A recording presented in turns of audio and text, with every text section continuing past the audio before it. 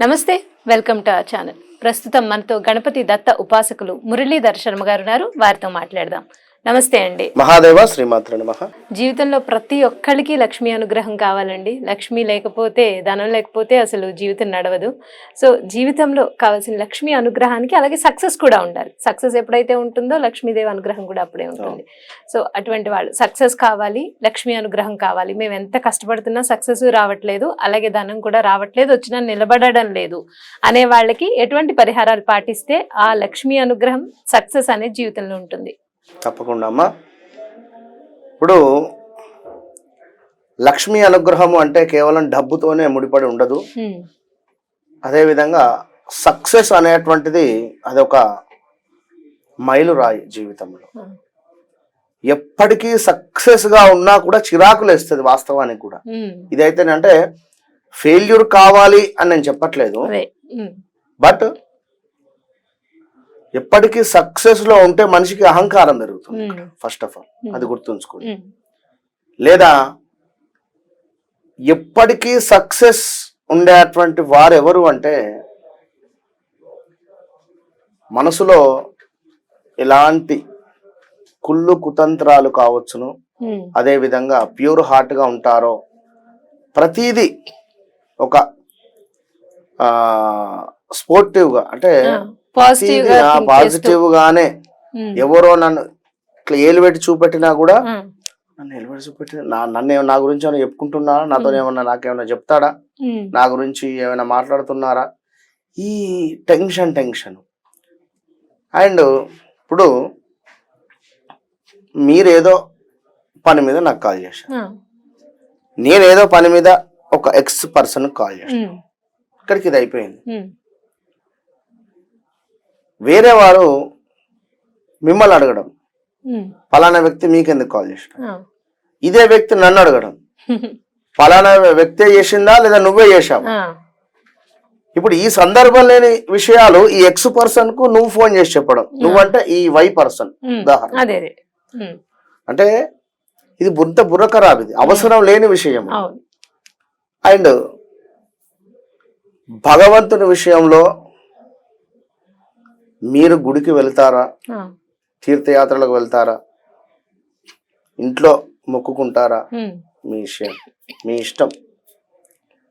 ఏది చేసినా మంచి భావనతో కనెక్ట్ కండి, మంచి భావనతో మాత్రమే కనెక్ట్ కావాలి అని నేను చెప్తున్నా. సో గుడికి వెళ్ళారు, గుళ్ళో మనశ్శాంతి లేకుండా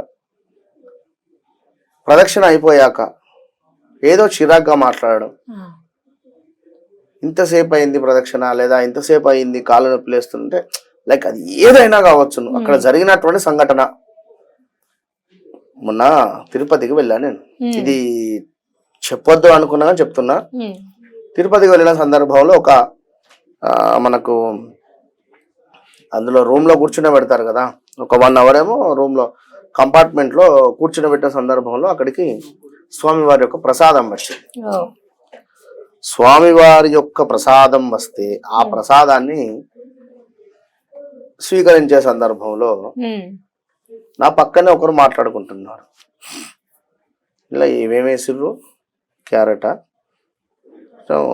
ఓకే సాంబార్ రైస్, ఇది బఠానీలు వేసారా ఇందులో, కాదు బఠానీలు కాదు ఇవి, దాని గురించి చర్చ. నువ్వు తింటే తిన లేకపోతే లేదు, నీకెందుకు ఆ చర్చ? అంటే దాంతో బుర్ర ఖరాబు కదా. ఇప్పుడు నీ బుర్ర ఖరాబు. ఇప్పుడు పిల్లాడికి ఆకలి అవుతుంది, లేదా మీ భర్తకి ఆకలి అవుతుందో, మీ అంత ఇప్పుడు మీ భర్తకున్న మెచ్యూరిటీ మీకు ఉందో లేదో, ఏదో తిన్నావా గమ్మన పక్కన పడేసాం అయిపోయింది. ఈ వాటర్ అక్కడ త్రాగునీరు, మినరల్ వాటరేనా లేదా మామూలు వాటరా, ఇది త్రాగొచ్చునా, త్రాగే నీరు అని రాసింది అక్కడ, త్రాగొచ్చా. ఎంతే కొందరు ఉంటారమ్మా. ఇప్పుడు మనము పూజ చేస్తున్నాం, మేము ఎక్కడికైనా వెళ్తాం కదా, పూజ చేయించే సందర్భంలో మంత్రులు గారు ఈ సమయంలో ఇట్లా చేయాలి, ఈ సమయంలో అట్లా చేయండి, మంచిగా చేయండి, గట్టిగా చేయండి. గట్టిగా చేసేది ఏంది పూజ? పూజ గట్టిగా చేసుడు ఏంది, మంచిగా చేసుడు ఏంది అంటే ఎట్లా ఉంటుంది? అది నాకు అర్థం కాని విషయం. నవ్వుకుంటాం మేము, ఏం చేస్తాం అక్కడ, సర్లే అని చెప్పి అప్పుడే నేను అనేది ఇవి చాలా కొన్ని అది కరెక్ట్ కాదు. ఇలాంటి సిచ్యువేషన్స్ పెట్టుకుని చాలా నెగిటివ్. ఏదైనా ఒక వస్తువు ఉన్నది అంటే ఇది ఎక్కడి నుంచి వచ్చింది, ఇది ఎవరు ఇచ్చిండ్రు, ఇది ఎప్పుడు తయారైంది, లేదా ఇది ఇట్లనే ఉంటుందా, ఎందుకు ఇన్ని రకమైనటువంటి క్వశ్చన్స్, వాడు మీకు ఫోన్ చేసిండా అని ఆరా తీయడాలు, ఏమని మాట్లాడిండని, నాతో మాట్లాడిండు ఫలానా విషయం చెప్పిండు, నీతో కూడా అదే విషయం చెప్పిండా. పెళ్లి పత్రికలో పంచే సందర్భాలలో గాని మర్చిపోయాను అసలు. ఇది ఇక్కడనే మనుషుల యొక్క బుద్ధి కనబడుతుంది, నేను చెప్పకూడదు కానీ ఎవరో పాపం పెళ్లి పత్రికలు మీకు తీసుకొని రావాలి. ఉదాహరణకు ఒక 2-3 అక్క చెల్లెలు ఉన్నారు, లేదా 4-5 వాళ్ళ ఇంట్లో రిలేటివ్స్ ఉన్నారు. ముందు అక్కడికి వెళ్ళిండ్రా, ఓకే, వాళ్ళ కొడుకుకి చెప్పినావా, వాళ్ళ కోడలికి చెప్పినావా? ఇంట్లో భార్య భర్త అంటే పెద్దవారు ఉన్నారు, వారికి కార్డు ఇచ్చి అందరూ రండి, అంతే కదండి, అందరు రండి అంటే నీ బాధ్యత. అక్కడ నువ్వు చిన్నతనంలో వాళ్ళ ఇంట్లోకి వెళ్ళి తిరిగావుగా, నువ్వు చిన్నగా ఉన్నప్పుడు నేను ఎత్తుకున్నారు వారు, నువ్వు చిన్నగా ఉన్నప్పుడు వారి ఇంట్లో అన్నం తిన్నావు, నువ్వు చిన్నగా ఉన్నప్పుడు వాళ్ళ పిల్లలతో ఆడుకున్నావు, నువ్వు చిన్నగా ఉన్నప్పుడు నేను పిలవకుండానే వాళ్ళ ఇంట్లో నేను రోజు పడుకుంటా అన్నావు, అవునా కాదా? ఇవాళ నీకు మీ ఇంటికి అమ్మ నాన్నకు వచ్చి కార్డు ఇస్తే నాకు చెప్పనలేదు, నేను రానే రాదు, ఇదేంది అంటే నువ్వు నీ వయసు పెరిగింది కానీ నీ బుద్ధి పెరగలేదా? ఇలాంటి వ్యక్తులకు ఆ పూజలు చేస్తే పుణ్యాలు వచ్చేది. తప్పు, అది చాలా తప్పు. కనుక ఇది ఎవరు ఏమన్నా అర్థం చేసుకున్నా మంచిదే, కానీ నేను 100% ఒకటే చెప్తున్నాను, మంచి మనసు ఈ విషయాలలోనే తెలుస్తది ఎవరిది ఎలాంటి మనసు అని. నేను మంచి మనసు అని నేను అనుకుంటున్నా, అయిపోతానా? కాదు కదా, పక్క వాళ్ళు ఇప్పుడే ఫోన్ చేస్తే ఎవరైనా ఫ్రస్ట్రేషన్ అనే ఒరినంత మాత్రం అయిపోదు కదా. కనుక ఇప్పుడు ఈ విషయాలు కూడా నేను ఇంత ఫ్రస్ట్రేషన్ గా ఎందుకు చెప్తున్నా, నేను మొన్న రీసెంట్ గా చూసా ఒక సందర్భం, ఒక పాపం ఒక ఫ్యామిలీ నలిగిపోయింది ఈ పెళ్లి పత్రికకు సంబంధించినటువంటి ఇష్యూ మీద. కనుక అలాంటి వారు కూడా ఉంటారు, కనుక అలాంటివి ఉండకుండా ఇక మనం ఎక్కడి నుంచో ఎక్కడికో వెళ్ళిపోయినా కానీ చెప్తున్న విషయము, సక్సెస్ కావాలి అన్నా మీకు ఎప్పుడైనా కూడా ప్రతి వారిని కూడా యాక్సెప్ట్ చేయండి, ప్రతి వారిని ప్రేమించండి, గౌరవించండి, అంతే. ఇక్కడ లవ్ అంటే ఒక అబ్బాయికి అమ్మాయికి కాదు అందరా. అదేదో సినిమాలో మన త్రివిక్రమ్ గారు రాశారు, అబ్బా అంటే చెప్తున్నా, మన లాస్ట్ మహేష్ బాబు సినిమా గుంటూరు కారం, అందులో నువ్వు గడ్డం పెంచావంటా అంటే లవ్ ఫెయిల్యూర్ అంటాడు, అన్న తర్వాత నిన్నెవరు రిజెక్ట్ చేశారా అని అంటుంది, నువ్వే అంటాడు. తల్లికి సంబంధించి లవ్ ఫెయిల్యూర్ అని చెప్పి అసలు బాబా అంటే ఉంటారు, నేను చెప్పేటువంటి విషయం అది.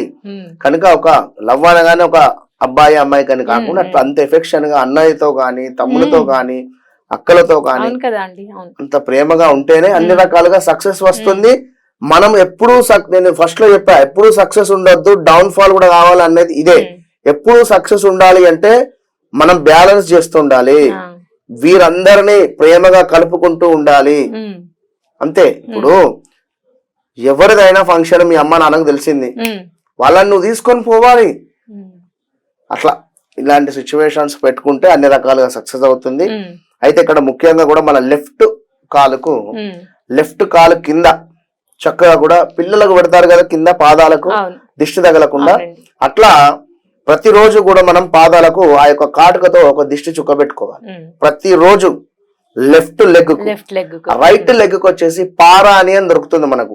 వివాహం చేసేటువంటి సందర్భంలో పారాని రాస్తారు. ఎందుకు? దాని వల్ల మనకు ఎంతో ఒక వైబ్రేషన్ కావచ్చును, అదే విధంగా ఒక పాజిటివ్ ఉంటుంది.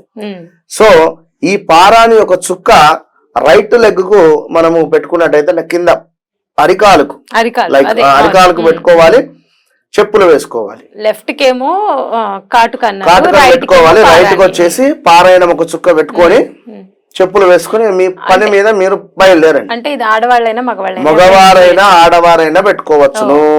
దీనికి ఎలాంటి 13వ రోజు నుండి 27వ రోజు లోపే మీకు అర్థమైపోతుంది సక్సెస్ గా, లేదా మనీ బ్లాకేజెస్ కానీ, లేదా ఇంకేదైనా కూడా 100% రిజల్ట్ ఉంటుంది. థ్యాంక్ యూ అండి.